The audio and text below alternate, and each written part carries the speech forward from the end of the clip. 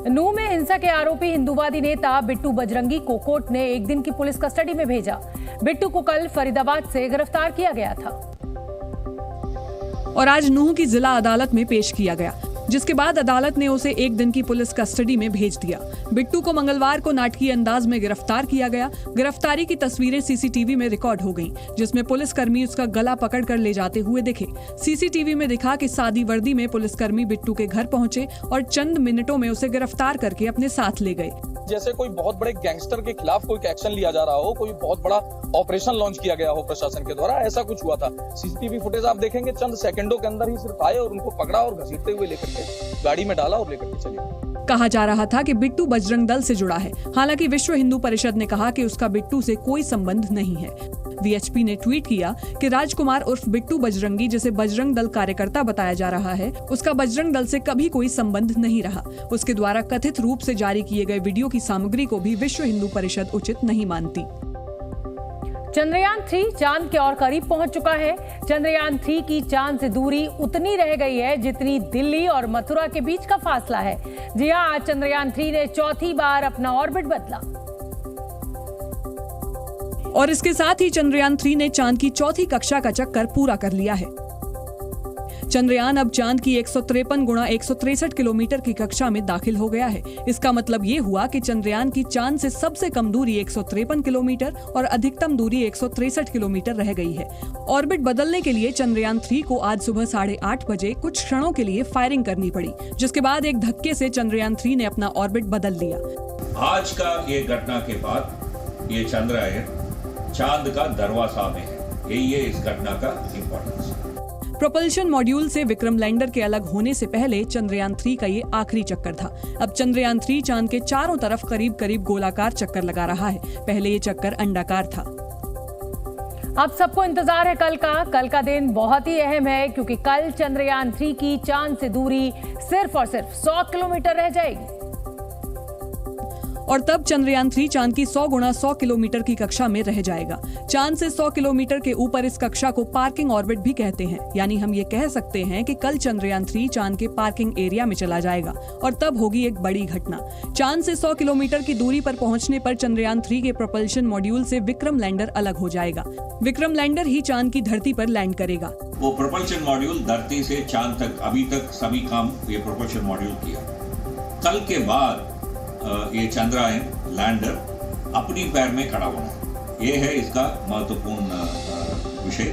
And ये separation हो गया तो लगभग अगस्त 23 के आसपास चांद में लैंड होना जरूरी हो जाएगा। 23 अगस्त की शाम को विक्रम लैंडर चांद की सतह पर सॉफ्ट लैंडिंग की कोशिश करेगा। चंद्रयान 3 में लैंडर, रोवर और प्रोपल्शन मॉड्यूल लगे हुए हैं। लैंडर और रोवर चांद के दक्षिणी ध्रुव पर उतरेगा, जबकि प्रोपल्शन चांद की कक्षा में चक्कर लगाता रहेगा।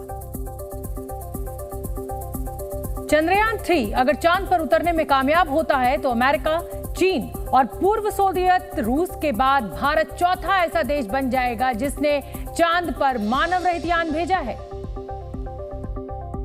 लेकिन सवाल ये है कि चांद पर चंद्रयान 3 भेजने से भारत को क्या फायदा होगा। दरअसल चंद्रयान 3 चांद पर पहुंचकर वहां पानी की खोज करेगा। इसलिए वो चांद के साउथ पोल की ओर लैंड करने की कोशिश करेगा, जहां बड़े बड़े गड्ढे और क्रेटर हैं, जिनमें पानी की संभावना जताई जा रही है। चंद्रयान 3 चूंकि साउथ पोल पर लैंड होने वाला है, जहां पर छोटे छोटे क्रेटर्स ऐसे लगता है कि पाए जाते हैं पानी के, तो हो सकता है कि वहाँ प्रयोग करना और अधिक संभव हो। तो पानी का अस्तित्व, ऑक्सीजन का अस्तित्व और साथ ही साथ उसके साथ हाइड्रोजन का अस्तित्व, ये कहीं ना कहीं मानव जीवन की संभावना के साथ जुड़ता है। चांद पर कई बेशकीमती खनिज हो सकते हैं। रिसर्च के मुताबिक चांद पर 30 लाख टन हीलियम 3 मौजूद है, जो पृथ्वी पर बेहद दुर्लभ है। हीलियम 3 का इस्तेमाल परमाणु ऊर्जा में किया जा सकता है। इसकी खासियत ये है कि ये रेडियो एक्टिव नहीं होता, जिससे ये खतरा पैदा नहीं करता। भारत का चंद्रयान 3 चांद के सफर पर क्या निकला कि दुनिया में चांद पर पहुंचने की होड़ मच गई है। अब जापान भी अपना मिशन मून लॉन्च करने जा रहा है। 26 अगस्त को जापान अपना स्लिम लैंडर चांद पर भेजेगा। इससे पहले 11 अगस्त को रूस ने लूना 25 मिशन चांद पर भेजा। लूना 21 से 23 अगस्त के बीच चांद के दक्षिणी ध्रुव पर लैंड करेगा।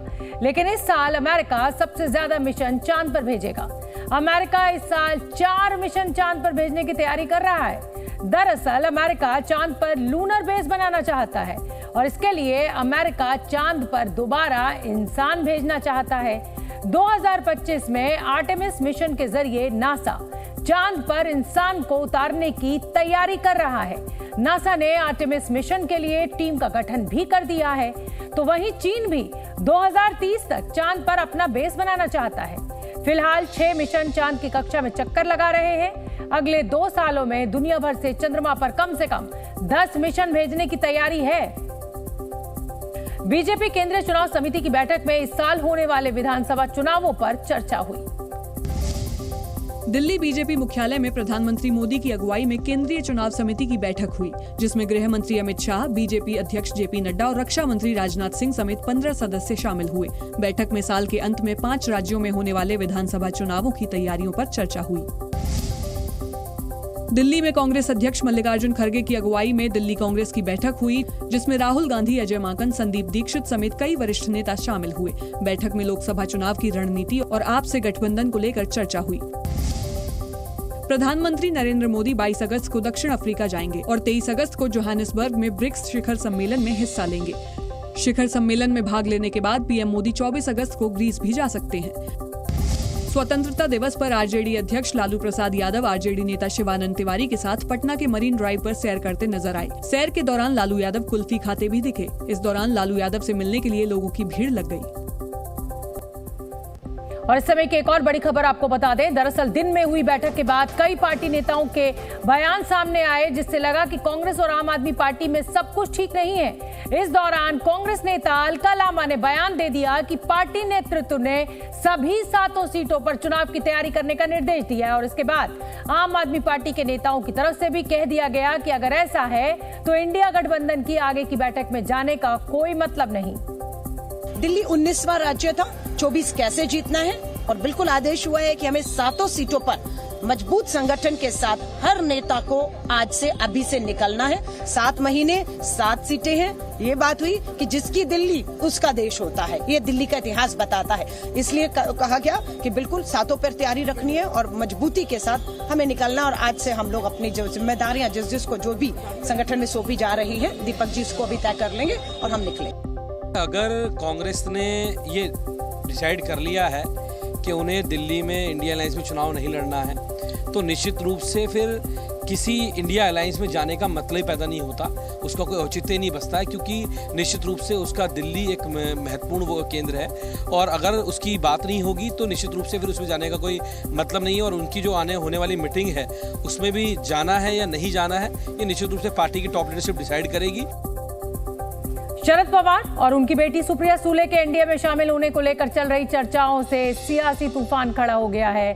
कयास लगाया जाने लगा है कि शरद पवार गुट इंडिया गठबंधन से अलग हो सकता है। कांग्रेस नेता पृथ्वीराज चव्हाण ने दावा किया कि बीजेपी से शरद पवार को कैबिनेट मंत्री पद का ऑफर मिला है। उन्होंने कहा कि यही ऑफर देने के लिए अजीत और शरद के बीच बैठकें हो रही हैं, जबकि कांग्रेस के ही अशोक चव्हाण ने कहा कि एनसीपी को अपना रुख स्पष्ट करना चाहिए।